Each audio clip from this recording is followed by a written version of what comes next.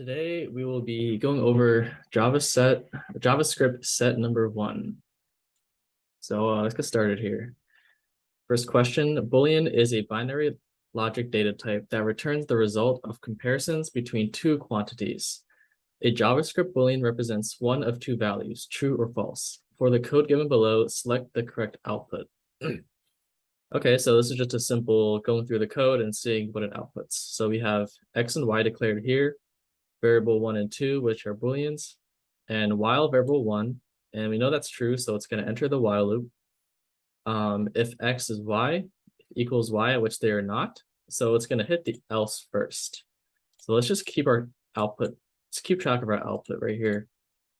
In the else, it's going to console.log variable 1, which is true. And now remember, for Boolean values, even though they're not strings or numbers, if you do log them into the console in JavaScript, it does just print out either true or false as strings. So this will print out true. And now we set X equal to Y. So Y equals 3. So now X also equals 3. So now when we go back to the while loop, we're going to hit the if statement again. This is still true. Hit the if statement. And because they are now both equal to 3, we're going to enter the if and print out variable 2. What is variable 2? That is false. So false. And now we have variable 1 is not of X equals Y. So we said earlier that this is a true statement. So now variable 1 equals false. So now we're going to go all the way back to the front. And because it's false, we're going to successfully exit the loop, which leaves us true false as the final output. So answer here is A.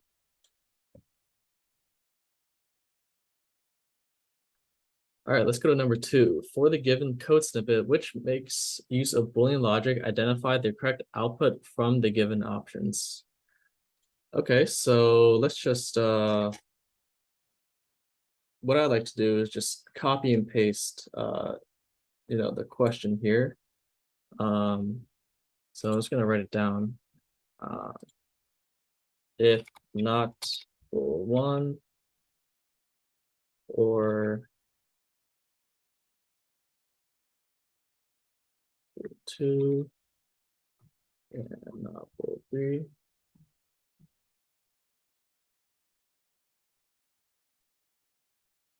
Okay, so all 3 of these Booleans are going to be true, which makes this a little bit easier. So the first thing to do to evaluate it is just the simplest is to just fill in everything that you know, right? And we know that all these variables are true, so we can easily say that this not bool 1, this will be false. This bool 2, that's true. Not bool 3, false. True and true. So now I have something a little bit more readable, and now we can just start simplifying. So let's just start at the deepest section right here. So true and true, that evaluates to true.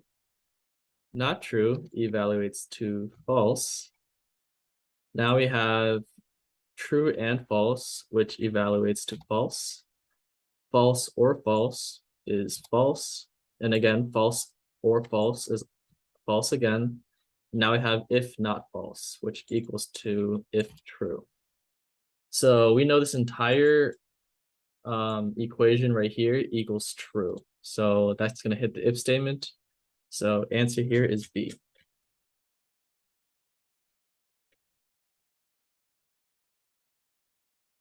Number 3, for the given Boolean expression, T is true, F is false, tilde is not, fill in the missing part. Okay, so this initially looks pretty daunting. Now just looking at this, so like we're not even going to start looking at what's inside, just look at the general equation here. We have 3 sections, right? We have this part right here, we have this part, and we have this part. Now the question is asking, fill in the missing part so that the entire expression evaluates to true, which means that all 3 of these have to be true in order to satisfy what the question is asking. Now let's look at the first expression here. Not true or false. So not true evaluates to false. And look at this, false or false, that's equal to false. So this first part of the expression evaluates to false no matter what, which means that it is impossible to make the entire expression evaluate to true. So because of that, answer to number 3 is D, none of the above.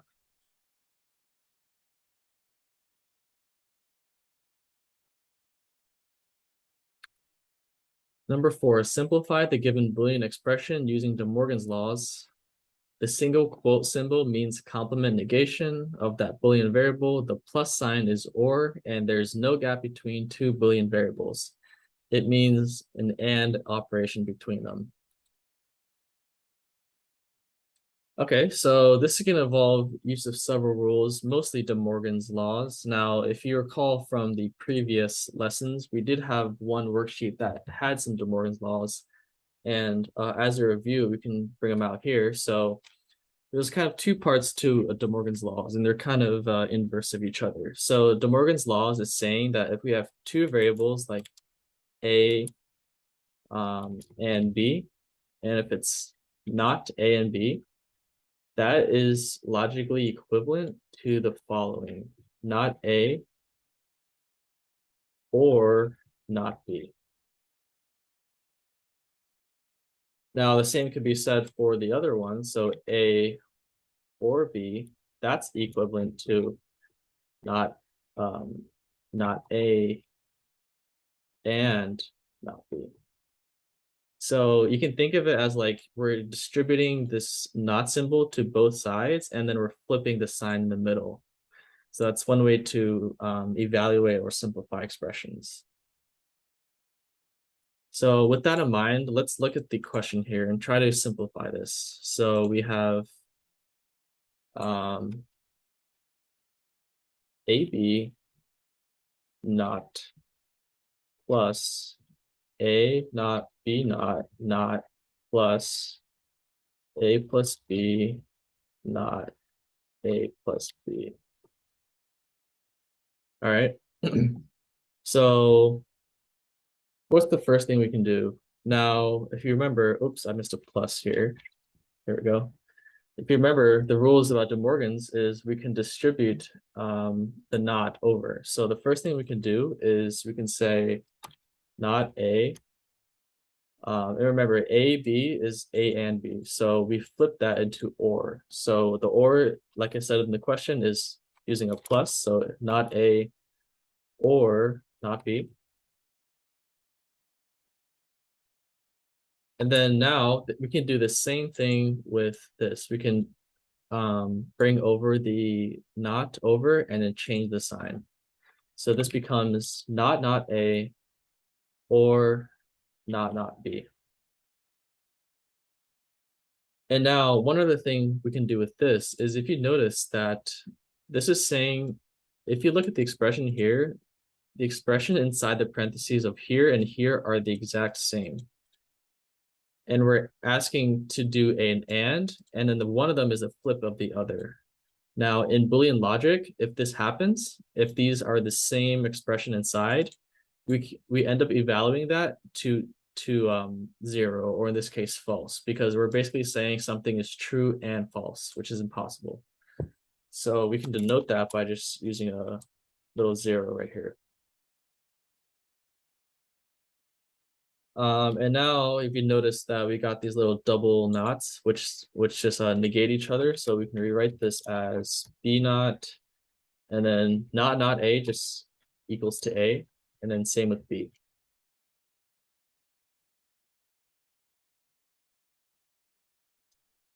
All right. So what can we do now? So we can use we can actually combine the like terms here. So we have A not A plus B not plus B plus, and now something we could have done earlier is we could just take out the false, because since everything is joined by an or, the false is kind of, it doesn't have anything to do with the equation. So we just end up with this.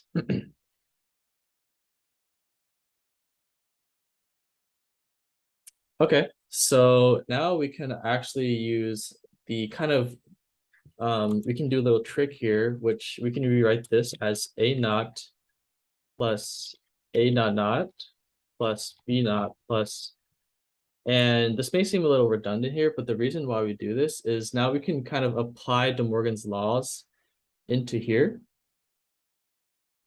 which leaves us with A naught A plus B naught B.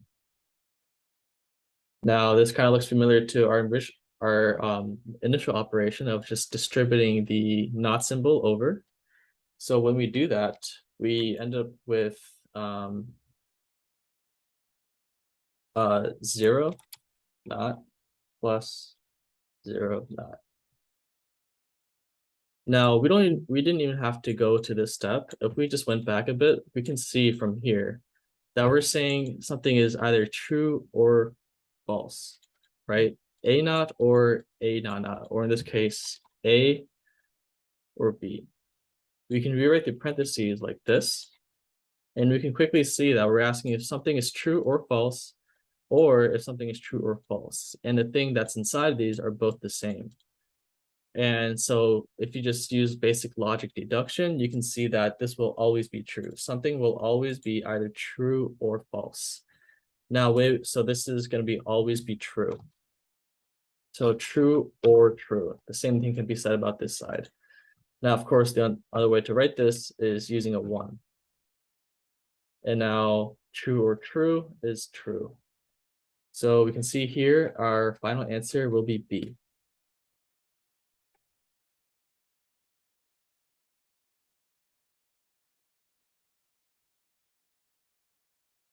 A Boolean expression along with its solution is given below. The single quote symbol means complement negation of that Boolean variable.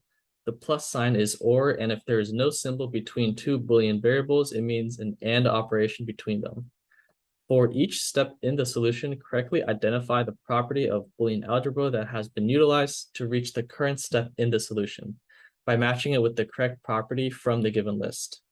The properties have been labeled in the solution with Roman numerals in parentheses at the end of each line.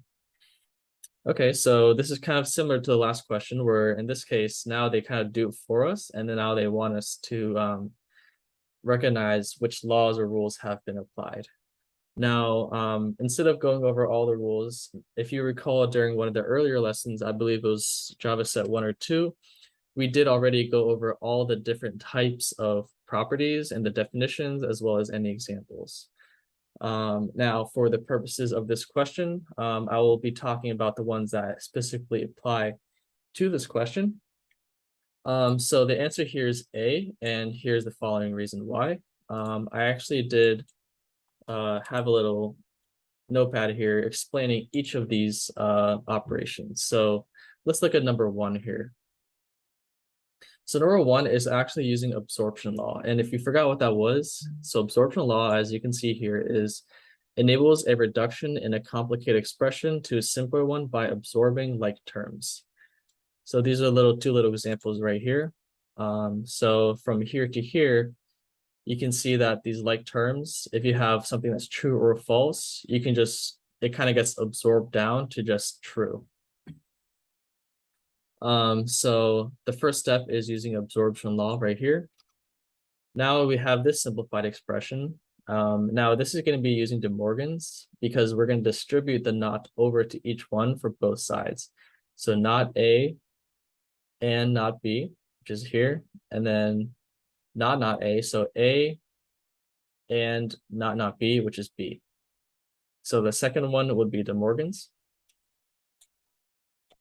All right, now the third one is we'll be using the commutative property. And again, if you forgot what that was, it states that interchanging of the order of operands in a Boolean equation does not change the results. So as you can see here, we can kind of flip the order of things and it doesn't change the original logic of the expression.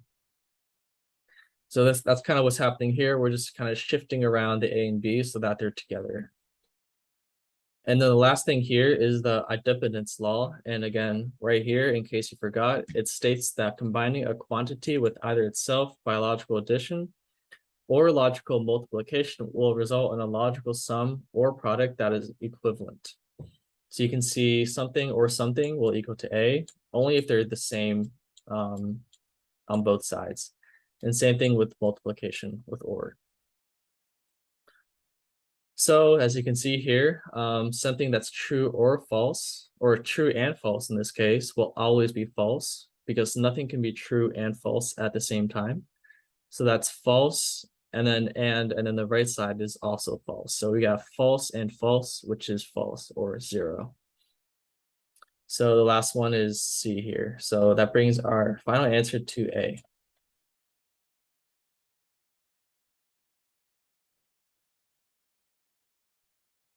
Number 6, find the output of the given program by selecting the correct answer from the given options.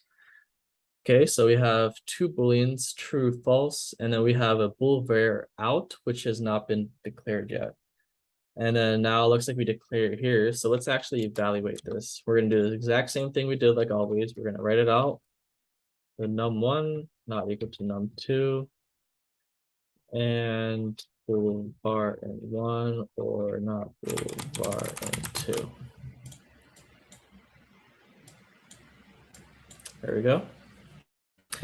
And yeah, let's just start plugging things in. So what is num1 equal to? So that's 10. 10 is not equal to 15, which is true. So we're going to say this is true. Now, what does this evaluate to? So var in 1 is true, var in 2 is false, but this makes it true. So we have true or true. Okay. And now true or true is true. True and true is also true. So now we can see that this actually is going to be true. So let's enter this this body right here. So we have while I is less than 3, which is true. I starts at 0. If true, we know this is true from earlier. We print out if statement. So let's keep that down here. If statement printed. And now we flip this this guy right here. So now bool_var out is false. We're going to increase this by 1. Go back. This still rings true. I is now equal to 1. And now, because this is false, we're going to print out the else statement.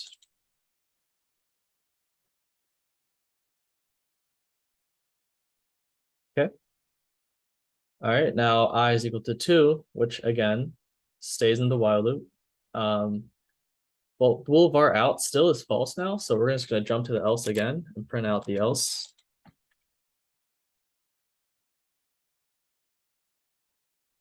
Okay. Now I is 3, and because of that, it's going to exit this while loop. So we have this as the final output. So it looks like A is our answer.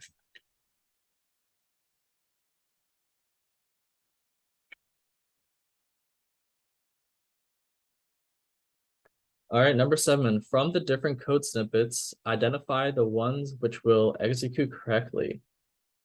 Okay, so we have age is set to 22. If it's greater than 18, eligible, else not. This looks pretty correctly. It's just standard if else. Let's see here. Same thing. Instead of the else, we're using else if. This is actually fine, even though it's not really, even though usually with if and else if you want to end out with an else at the end, the else is not necessary syntactic wise. So this will still be fine. But number 3 is looks like where we're starting to see some problem because we don't have an if, and without an if, we can't have an else if or an else. So this will not be syntactically correct. So this is not good. 1 and 2 is correct. So it looks like C as our final answer.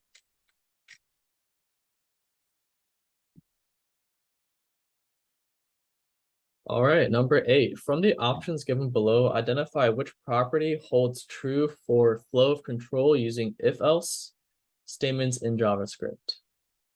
Okay, so let's just go down one by one here. You cannot use the break command to exit a switch case.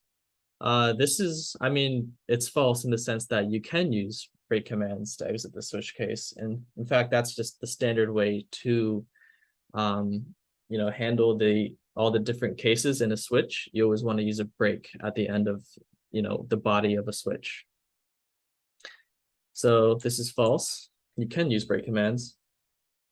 It is always necessary to include code in an else if block within curly braces. So this seems like it is true, like you always wanted to. And while in a standard practice wise, it doesn't make sense not to have it. Syntactically, you can still have like if x is y,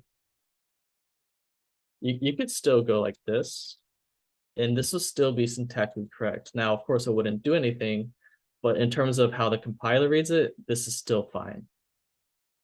So no, it is not always necessary. So this is false.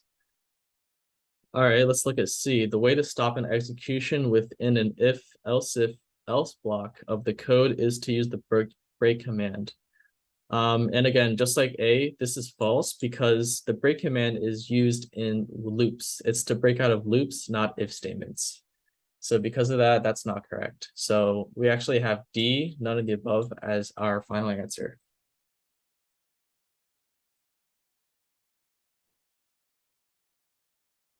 Number 9, given below are 4 blocks of code in JavaScript. Identify the pair that will give the same output by selecting the correct option. Okay, so we have, looking at number 1, we have a loop from 1 to 10 inclusive that prints out the square of each number. Looking pretty good to me. Let's see. So we have 1 to 10. Just like that one, and then we print out the square, and then if it's an even number, so remember modulus is checking for the remainder, right? So modulus 2 is asking if the number is even, then we break from the loop. So this doesn't seem right because once we get to an even number, such as 2, it's going to break and it's not going to print out the rest. So this is not looking good. Let's look at number 3. So 3 is essentially the same thing, but instead of breaking, it's just continuing. So continuing is just going to push the code back up to the top of the loop, which even though this kind of doesn't make sense to write, it'll still print out what we want to print, which is the square of each number from 1 to 10. So this is looking good. And lastly, we have for, again, the same inclusive 1 to 10. This is not going to be correct because what ends up happening is the loop will iteratively skip every single even number and only print out the square of the odd numbers like 1, 3, 5. So you can see here only 1 and 3 are working. So that brings C as our final answer.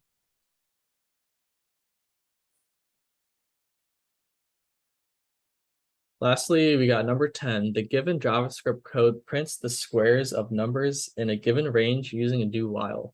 Find the corresponding for loop to get the same output by selecting the correct option. Okay, so let's analyze real quick what exactly this do while is doing. So we have a variable I doing a do while. And remember, do while is essentially the same as a while, except the conditional check is happening at the end of the loop rather than at the start. So we're going to start out with I is going to start out 1, print out the square. So it's going to be 1 squared. And then we're going to go loop back. And then we're going to I is equal to 2. So 2 squared. Again, and then 3 squared. Then 4 squared. So I is going to go back. Now I equals I plus 1. So I equals 5. So we're going to print out 5 squared. And then we're going to go back. And this still rings true because I is 5 and I is less than or equal to 5. So we're going to go back one more time, make I equal to 6, and then now print out 6 squared. So we're going to add a little clarity here. So this is what the output's going to be. Now, of course, the output's going to be, the actual numbers of these, but it's going to print out the squares from 1 to 6 inclusive. So let's find out what loop prints out 1 to 6 inclusive. So A cannot be right because we're starting at 0, not 1. So this is not correct. Same thing with this. I starting at 0, not 1. So we need to print out. We need to start at 1, so that's not good. Now let's look at this. I starting at 1, that's good. And we're going all the way up to equal to 6, which is good because we want to include 6. So that's looking good. And D is also wrong because, again, I needs to start at 1 because that's our first print. So obviously, so you got C as our final answer.